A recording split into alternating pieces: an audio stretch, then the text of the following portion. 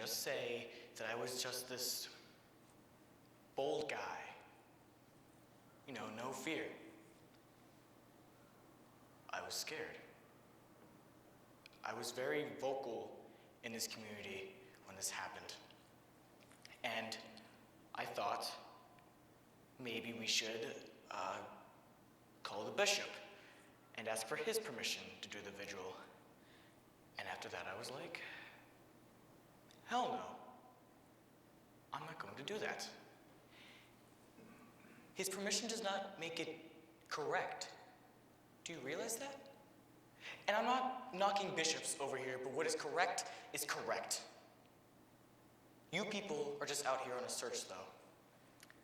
I will do this. I will trust that if you write a play of this, that you say it right, say it correct. I think you have a responsibility to do that. Now don't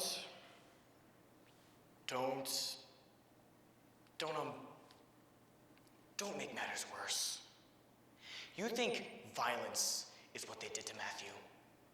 They did do violence to Matthew. But do you realize that every time you are called a fag or a les or whatever? Or a dyke? A dyke, yeah. A dyke. Do you realize that is violence? That is the seed of violence. And I would resent it immensely if you used anything I said here to cultivate that kind of violence. I would resent it immensely. You need to know that. Thank you, Father, for saying that. Just deal with what is true. You know what is true. You need to do your best to say it correct.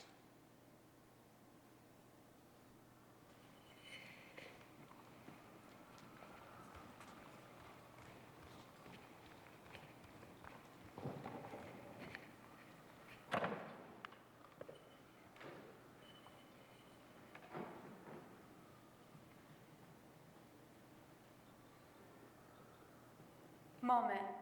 Lifestyle 2. Hello? Reverend? Yes, hello. Hi, I believe your wife told you a bit about why I'm contacting you? Yes, she did. Let me tell you, I don't really want to talk about this incident. I'm somewhat involved, and I just don't think that... Oh, no, I understand, and I don't blame you. You know, I went to your service on Sunday. You went to the services on Sunday? Yes, I did. On Sunday? Yes, this past Sunday. Did I meet you? Yes, you welcomed me at the beginning, I believe. I see. Well, let me tell you, I'm not afraid to be controversial or to speak my mind, and that is definitely not the views of my congregation. Well, per se. Now, as I said, I'm somewhat involved. And, well, the people in the case, the girlfriend of the accused is a member of our congregation, and another one has visited. Mm-hmm. Now, as for the two, the accused, see, they forfeited their lives. We've been after the two I mentioned for ages now, trying to get them to live right and to do right. Now, one boy is on suicide watch, and I'm working with him. And until they put him in the chair and turn on the juice, I will work for his salvation. Now, I think they deserve the death penalty, but I would try to deal with them spiritually. Right, I understand. Now, as for the victim, I know that lifestyle is legal now. But let me tell you one thing. I hope, as Matthew Shepard, as he was tied up against that fence, had time to reflect on a moment where someone had spoken the word of the Lord to him. And before he slipped into that coma, had time to reflect on his lifestyle. Thank you, Reverend. I appreciate your speaking with me.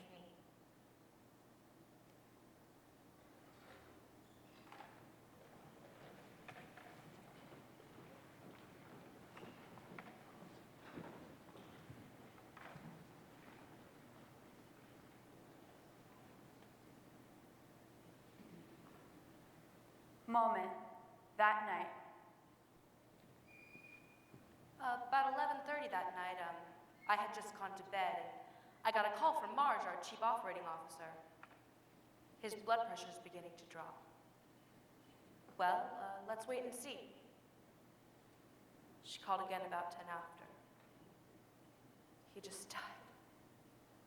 And so I got dressed and I came in, and I went to the ICU where the family was, and Judy came up to me and she put her arms around her, and I put my arms around her, and we just stood there.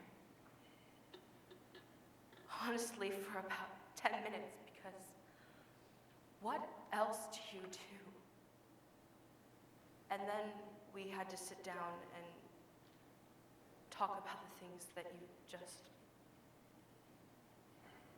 Dennis, it's now public knowledge, and I'm gonna go out there and I'm gonna tell the world that this has happened. Because at this point, it was obvious to us that it was the world. It was the whole world. So Judy told me what she wanted me to say, and I went out at 4 a.m.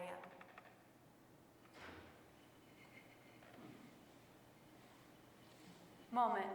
Medical update. Matthew Shepard medical update for 4:30 a.m., Monday, October 12th.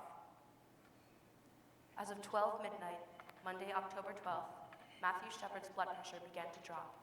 We immediately notified the family, who were already at the hospital. At 12:53 a.m., Matthew Shepard died. His family was at his bedside. They did release the following statement.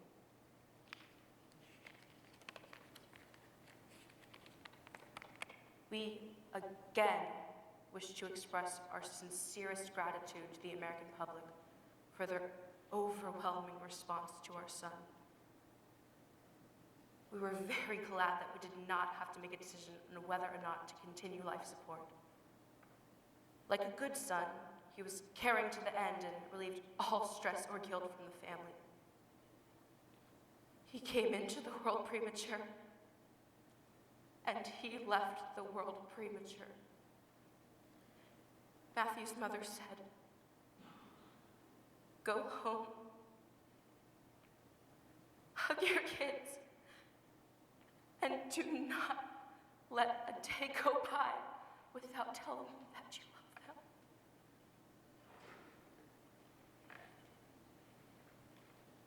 Moment. Magnitude. And I don't know how I let that happen. I lost it on national television. And you know, I had been up for like 72 hours and gone home and gone to bed for half an hour, and maybe I was just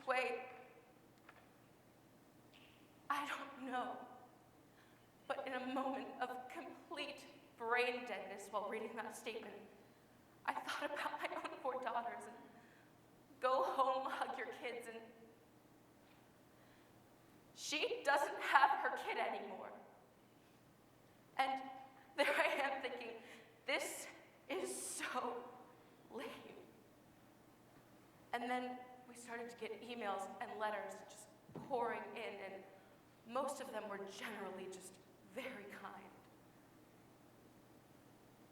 But I did get this man saying, "Do you cry like a baby on TV for all your patients, or just the queers?" And like I've told you before, homosexuality is not a lifestyle with which I agree, but being thrown into this, I guess I didn't realize the magnitude with which some people hate. And of all the letters we got, only 2 or 3 were like that. They were mostly just, "Thank you for your caring and compassion for Matthew." And you know, Matthew had caring and compassion from the moment that he got here.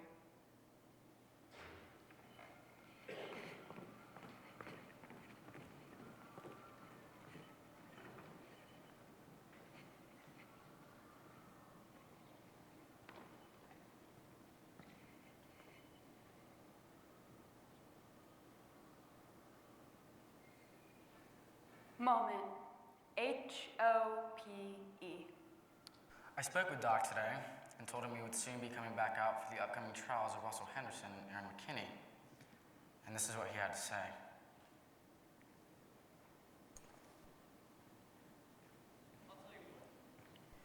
They put those two boys to death. That would escape everything Matt would have been thinking about on them.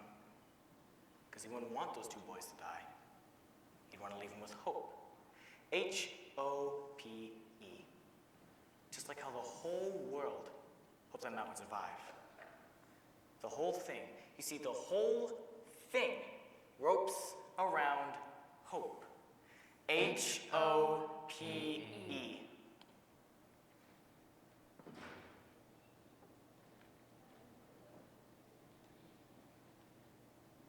Snow.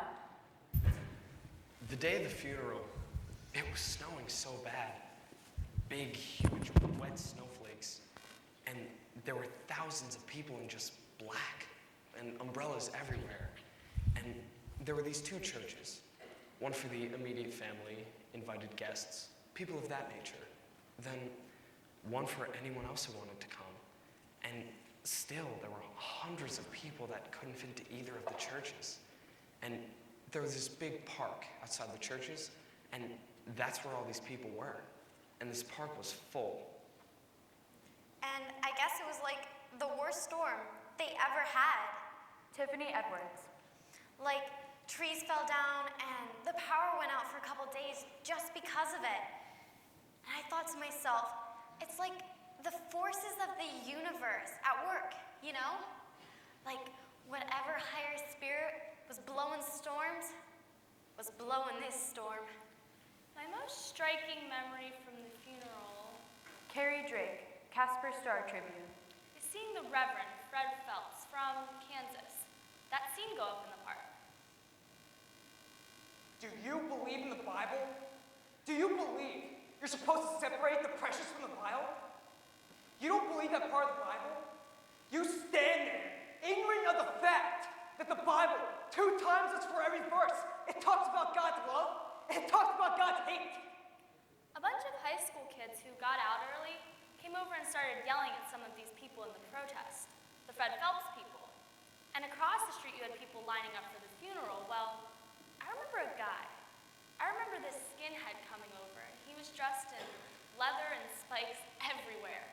And he came over from across the street to where the protest was, and he came into the crowd, and I just thought, this is going to be a really ugly confrontation. But instead, he came over, and he started leading them in amazing grace. We wouldn't be here today if this was just another murder the state was going to deal with.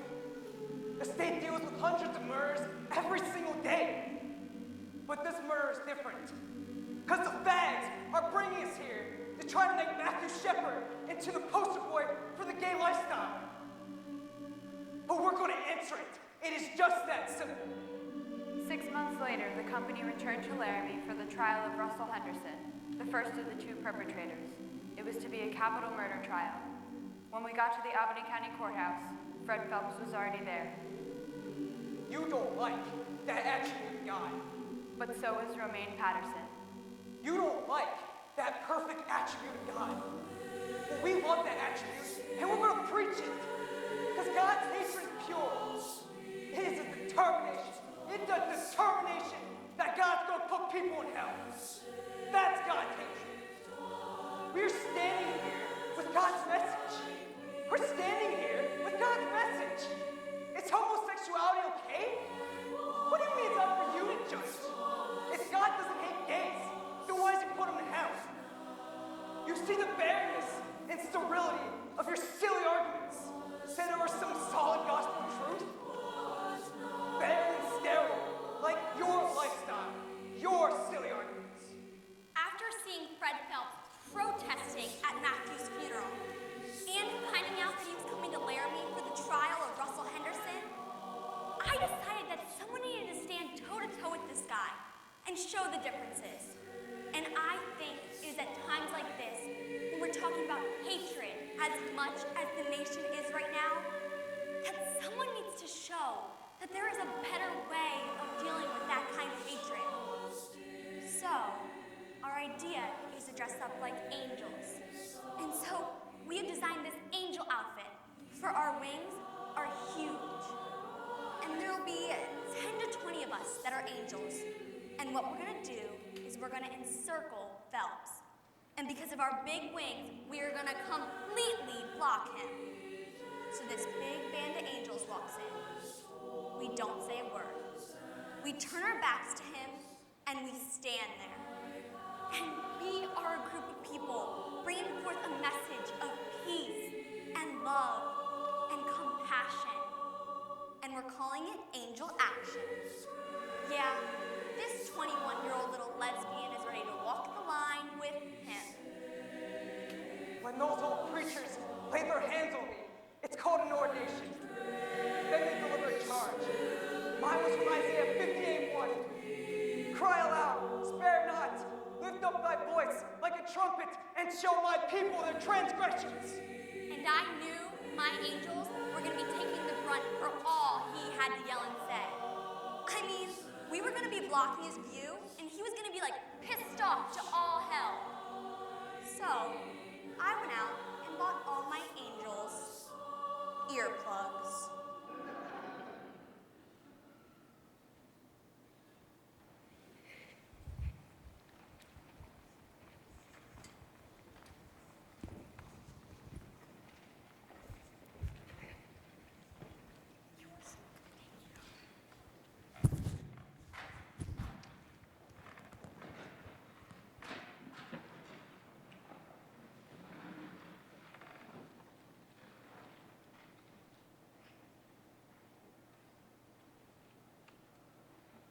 Moment.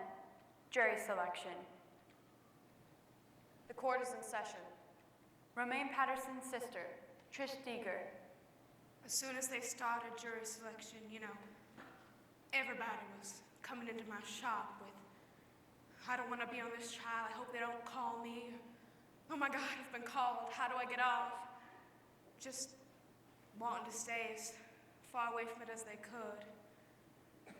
Very fearful that they were going to have to be a part of that jury. And then I heard Henderson had to sit in the courtroom while they questioned the prospective jurors. One of the questions that they ask is, would you be willing to put this person to death? I understand that a lot of the comments were, yes, I would. Yes, I will, Your Honor. Yes, sir. Absolutely. Yes, sir. No problem. Yeah. Well, can you imagine hearing that? Juror after juror after juror?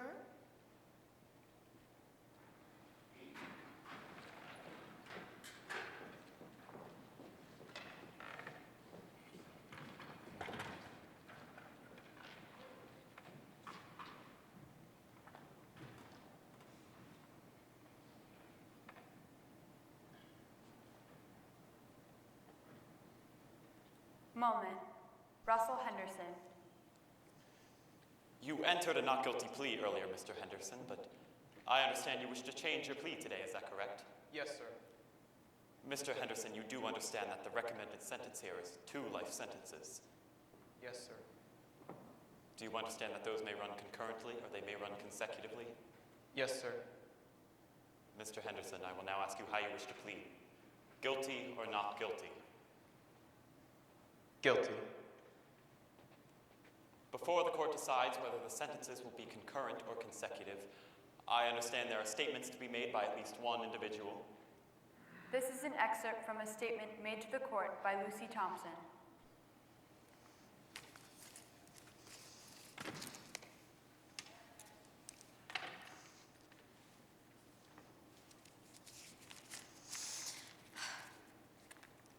Your Honor, as the grandmother and the person who has raised Russell, along with my family, we have written the following statement. Our hearts ache for the pain and suffering the Shepherds have went through. We have prayed for your family since the very beginning.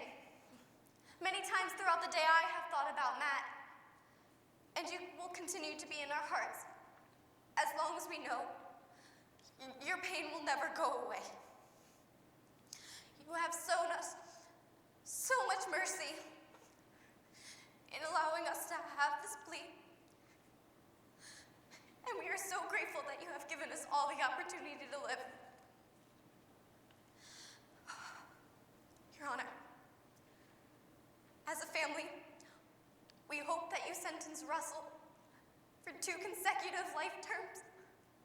For the Russell we know and love, we humbly plead, Your Honor, please do not take Russell out of our lives forever. Thank you. Mr. Henderson, you do have a constitutional right to make a statement if you would like to do so. Do you have anything that you would like to say? Yes, I would, Your Honor. Mr. and Mrs. Shepard, there is not a moment that goes by that I don't see what happened that night. I know what I did was very wrong, and I regret greatly for what I did. You have my greatest sympathy for what happened. I hope that one day you can find it in your hearts to forgive me. Your Honor, I know what I did was wrong, and I'm very sorry for what I did. I'm ready to pay my debt for what I did. Mr. Henderson, you drove the vehicle that took Matthew Shepard to his death. You bound him to that fence in order that he might be more savagely beaten and in order that he might not escape to tell his tale. You left him out there for 18 hours, knowing full well he was there, perhaps having an opportunity to save his life, and you did nothing. Mr. Henderson, this court does not really believe that you feel any true remorse for your part in this matter, and I wonder whether you fully realize the gravity of what you've done. The court finds it appropriate, therefore, that sentence be ordered as follows. As to count 3, that being felony murder with robbery, you were to serve a period of imprisonment for the term of your natural life. On count 1, kidnapping, you were to serve a period of imprisonment for the term of your natural life. Sentencing for count 1 to run consecutive to sentencing for count 3. After the hearing, we spoke with Russell Henderson's Mormon home teacher. I've known Russell's family for 38 years. I ordained Russell a priest of the Mormon church, so when this happened, you can imagine disbelief. After the sentencing, the church held a disciplinary council, and the result of that meeting was to excommunicate Russell from the church. And what that means is that your name is taken off the record to the church, so you just disappear. Russell's reaction to that was not positive. It hurt him, and it hurt him too to realize at that point how serious a transgression he had committed. But I will not desert Russell. That's a matter of my religion and my friendship with the family.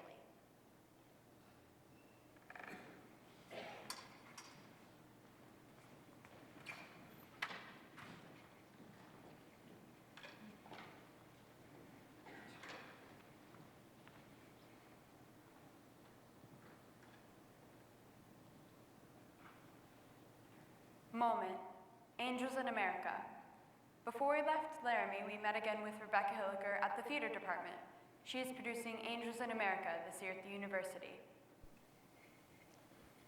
I think that's the focus the university has taken, is that we have a lot of work to do. And the question is, how do we move?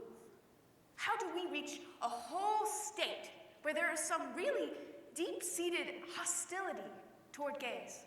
How do we reach them? This is just the beginning. And guess who's auditioning for the lead? My parents. Jedediah Schultz. My parents were like, so what plays are you doing this year in school? And I was like, let's see, Angels in America. And then I read them the rest of the plays. And they're like, wait, Angels in America. wasn't that the play you did in high school? Wasn't that the scene you did in high school? And I was like, yeah. And they were like, well, are you gonna audition for it? And I was like, yeah. And we got in this huge argument, and the best thing I knew I had on them was it was right after my performance of Macbeth. And on stage, like, I murdered this little girl, and Lady Macduff, and these two other guys. And my mom kept saying, well, you know, homosexuality is a sin. She said that a lot. And I was like, Mom, I just played a murderer on stage, and you didn't seem to have any problem with that. I'll tell you, I've never prepared myself for an audition this much in my life. Not having to deal that much with the gay society here in Laramie. Detective Sergeant Rob Debris. Well, once we started working into the case and actually speaking to people who were gay and finding out what their underlying fears were, then it sort of hit home.